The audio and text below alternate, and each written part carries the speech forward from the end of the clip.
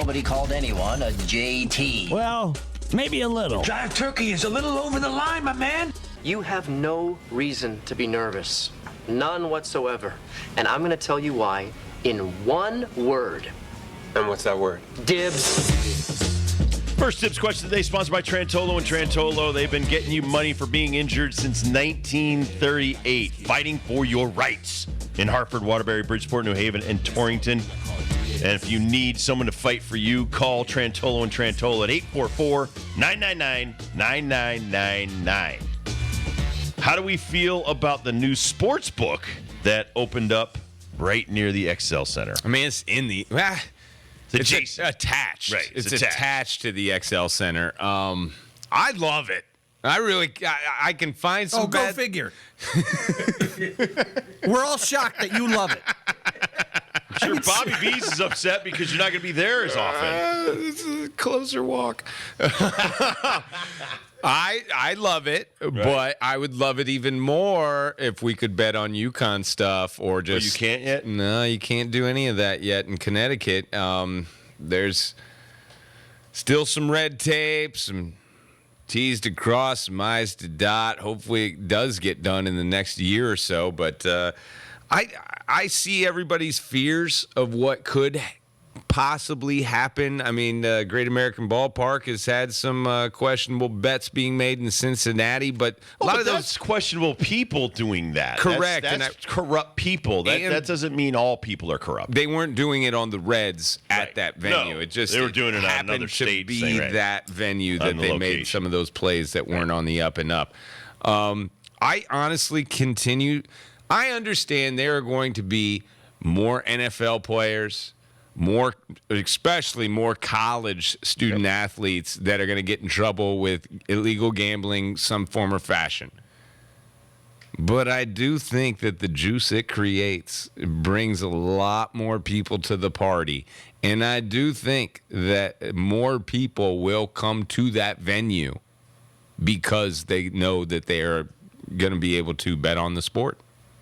I think it's going to be an economic driver. Listen, it's just like fantasy sports, man, and that's a multi-billion-dollar industry. I am so much more aware of the NFL than I ever have been because I have players on teams that I could care less about years ago. And I think if whether it's money, whether it's fantasy, it still makes you watch.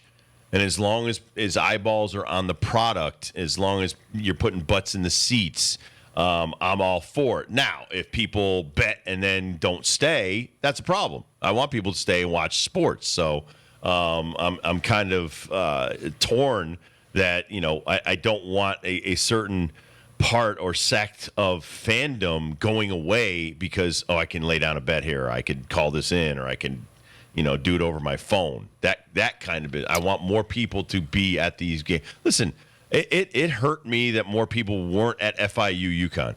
It really did. So what? Who cares what happened against NC State? There's only 5 more home games. Now there's only 4 more home games. You should want to attend every one of them, sell out every one of them. You think like these West Virginia teams or Pitt teams or something, they sell out every game. Their teams aren't as good as Alabama and Georgia. They don't care. They love the players. They love the school. They love to support the community. I don't understand what it's going to take for people to support the UConn Huskies football program. I really don't.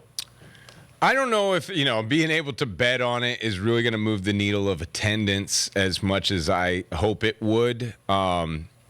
And the big fear for the XL Center having a sports book is if it does come to someday where you can bet on UConn sports, that I can go bet against UConn player X missing or making a free throw, and I could go down there and yell at him. That still happens regardless if you're betting on it or not. The question I have, and I don't know why my invitation to the press conference got lost in the mail yesterday with my bro, your bro, everybody's bro, Luke Bronin cutting the ribbon yesterday, or Ned Lamont, the governor, walking down from his tower to bless the facility. But one question I would have, and I know they don't have the answer to this, and maybe Benedict does, or the people who petition March Madness or petition big-time events coming to the XL Center. Does having a sports book help or hurt the cause of bringing in first, second round games with the NCAA? I don't have the answer to that. I don't know. I would like to think it helps. Right. Because you're seeing so many facilities all across the country, NFL stadiums, NBA stadiums, NHL stadiums with sports books right in their venues.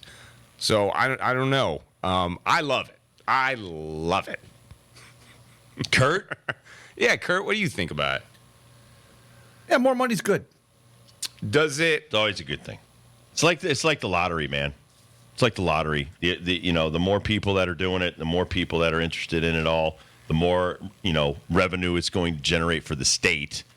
I like it. More it could help school programs. More it could help build highways and that kind of stuff. I mean, I'm all for more taxes on this stuff. Now, here's some of the pushback that I've had from afar, and this isn't just because of that sports book, but just some other sports books. Is it corrupting everyone to become more gamblers and sinning with the gamble than they would if those things didn't exist? I don't believe that at all.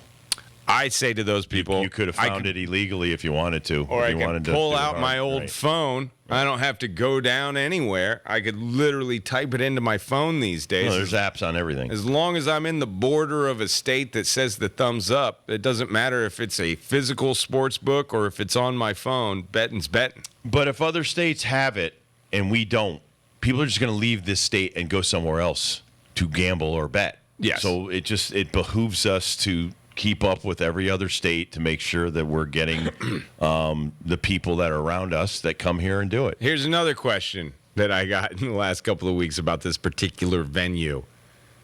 So you got a great state-of-the-art sports book at the Rent. You think we can upgrade the Wi-Fi now? You mean the XL? Or excuse me, the XL. Yeah, you think we can upgrade the Wi-Fi? You think we can do those renovations so. that we talk about? Is that a part of all of this, or are we just trying to make more money for the state because we have a sports book It's a good attached question. to a sports You could venue? have asked the governor and the mayor. You know, But Mayor I think Bronin's they're leaving, afraid of isn't me. he? I think they're he's afraid. leaving. They're like, gosh, we can't invite that Darnell from ESPN. He's going to ask us all these tough questions. That's fine. They're going to get asked eventually. All right, Daily Pickle. There's a lot of guys that are shutting it down for the end of the season now. A couple weeks to play. Some guys that we already said should not have come back at all and tried to play. Are you surprised at Casas? I am surprised. Me too. Surprised at Casas. Guys having a great year.